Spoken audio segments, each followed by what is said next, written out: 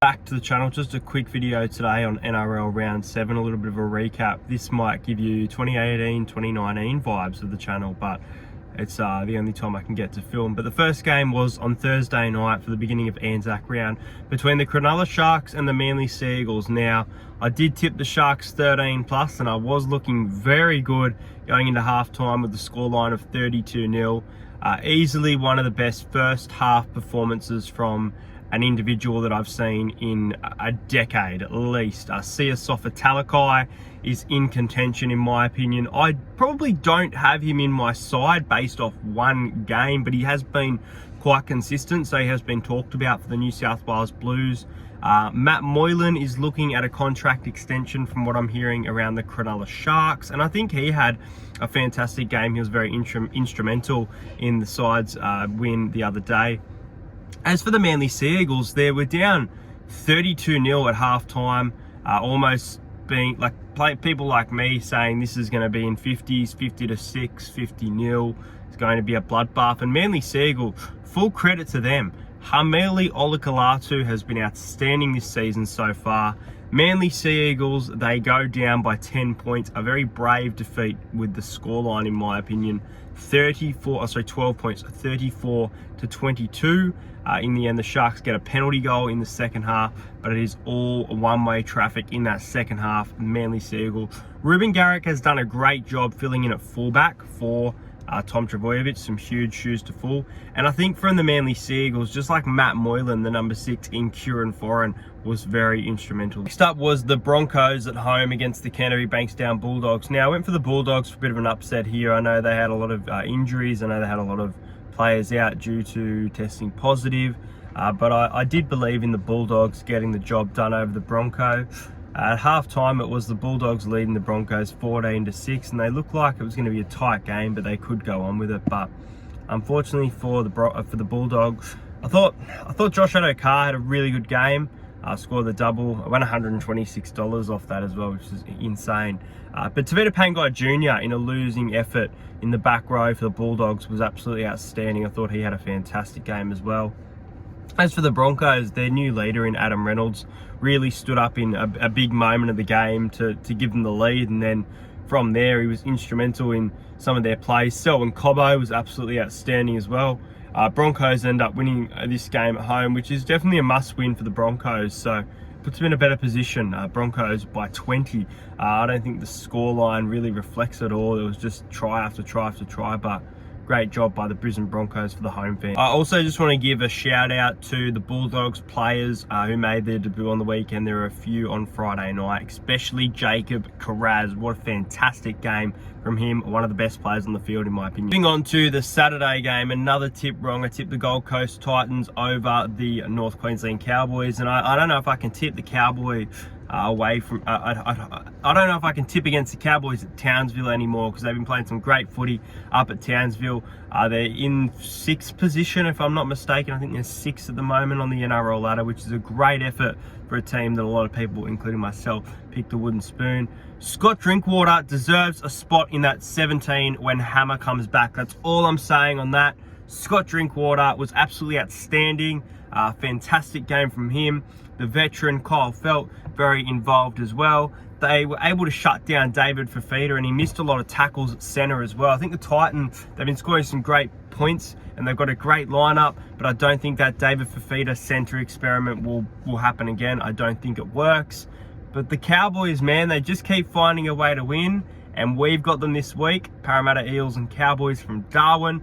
I'm looking forward to watching that game. Saw the West Tigers go up against the South Sydney Rabbitohs. The Tigers coming off a 21-20 confidence win over the Parramatta Eel, almost sending it to Golden Point. And they do the exact same this week. They lead the game at half-time. They almost lose the lead. Actually, at one point, they did lose the lead, whereas Parramatta never led in that game last week. And it's the Tigers once again beating the Rabbitohs 23 points to 22. Wow, what an upset. Tigers were $4. I ended up winning 80 from this one. I didn't tip them until maybe about 12 minutes to go. I said, look, I think the Tigers are gonna win this game.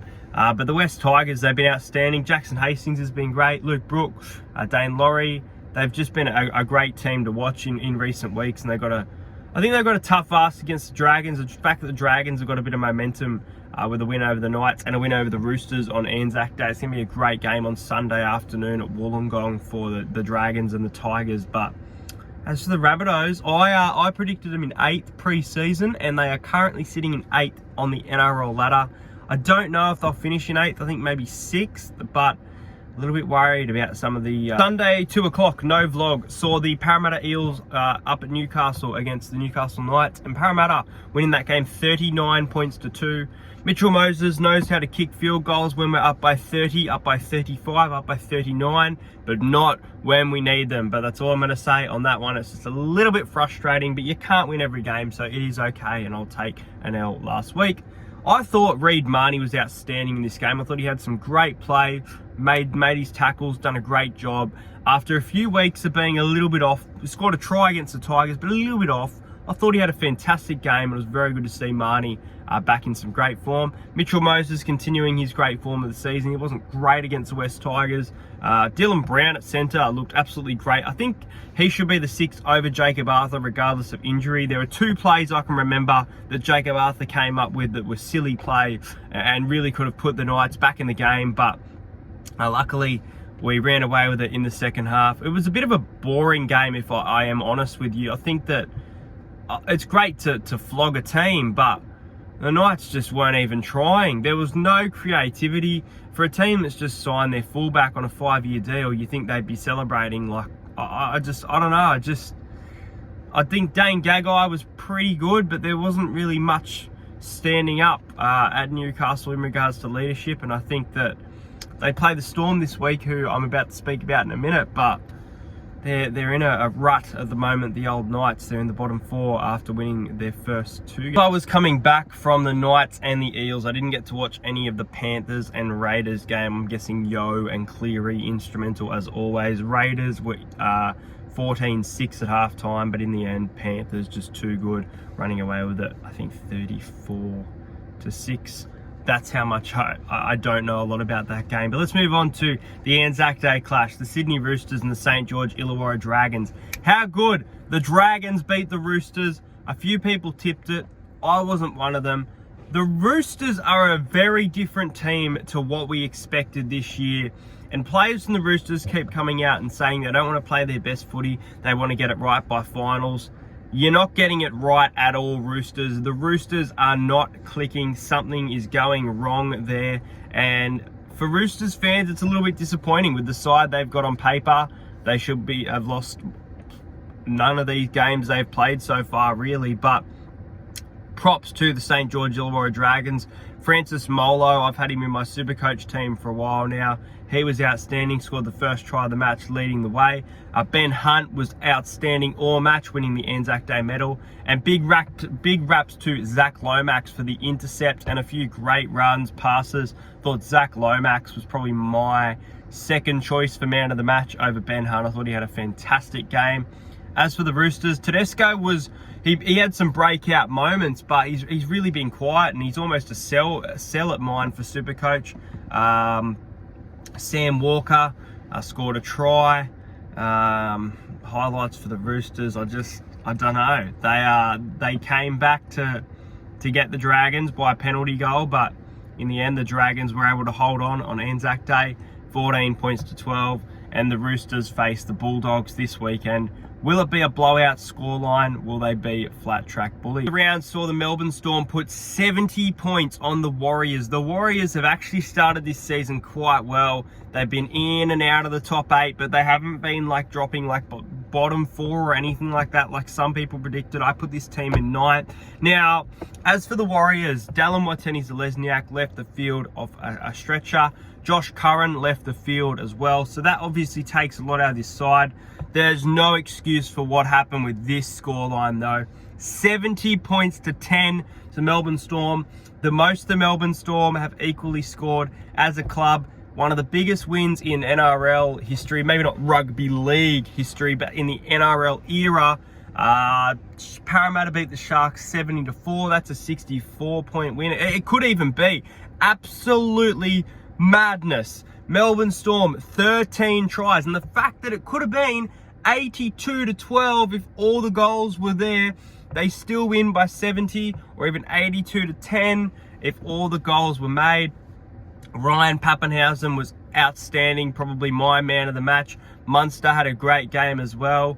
The whole Melbourne team stood up, and even towards the end, the forwards didn't look tired. Players like Tepai Maroa, who were playing big minute, they were running hard and they wanted to put big score lines on, and that's exactly what they did. 70 points to 10.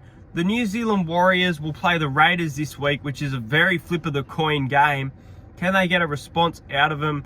Nathan Brown is going to have to fire these boys up, because it's not a result that you want to see at all. But I got a feel for the Warriors fans, man. They go through a lot every year against the Storm. The Storm in their last 5 games against the Warriors, pretty sure the lowest that they've lost by is 22. That's a huge margin. So the Warriors are owned by the Storm. The Storm win, and the Storm play Newcastle this week, so watch out to you Knights fans. Anyway, guys, that's going to be it for this video. Make sure you like and subscribe to the channel. I might put my round tips out tomorrow because I put this out today. We'll wait and see how it goes. But yeah, like this video, leave a comment from your favourite moment from the weekend, and I'll see you.